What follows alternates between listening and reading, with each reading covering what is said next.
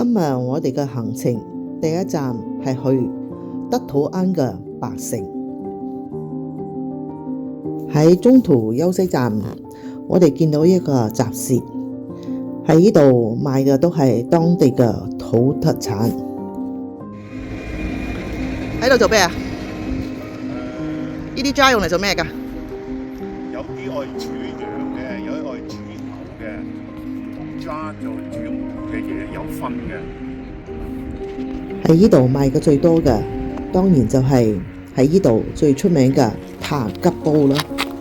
塔吉煲對我嚟講，我就覺得好似我哋中國人嘅沙煲啊！我哋唔知去唔去有機會食到用呢個煲煮嘅食物呢？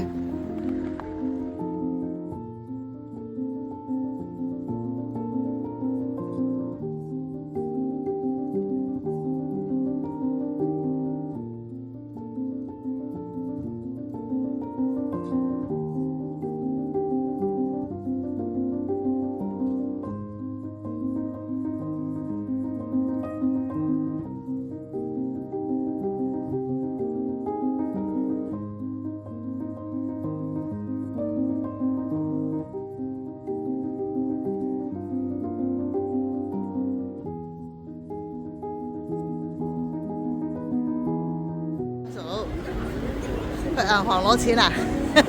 頭先銀行排隊攞錢。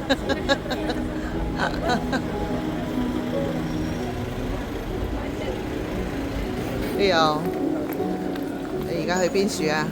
白城啊！德土安嘅白城，這座位於里夫山脈腳下，緊鄰地中海嘅小城。儘管相比鄰近嘅首選景點，好似丹吉爾或者係菲斯，白城未必係遊客首選嘅景點。但係當你走入白城之後，你會發現，不論係融合摩洛哥同埋西班牙、安達魯西亞嘅歷史與文化，同時當你走過大街小巷，都散發着獨特嘅古城氣息。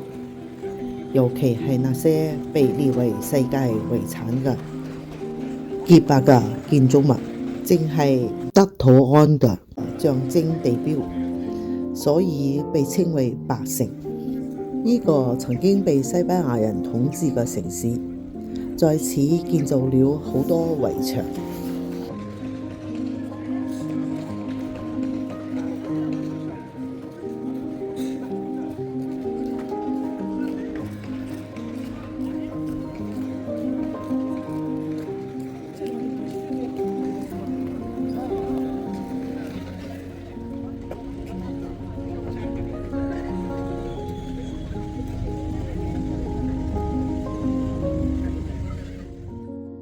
走向德土安嘅老城區，你去俾這裡保存完好嘅中世紀同埋安德魯西亞風格建築物所吸引，特別係那些獨特風格嘅白色牆壁同埋紅色嘅屋頂、藍色嘅門窗，讓人眼前一亮。儘管德土安不如其他城市般歷史悠久，但若真正了解呢個城市，你就會發現呢座城市一直與西班牙有着深厚嘅聯繫。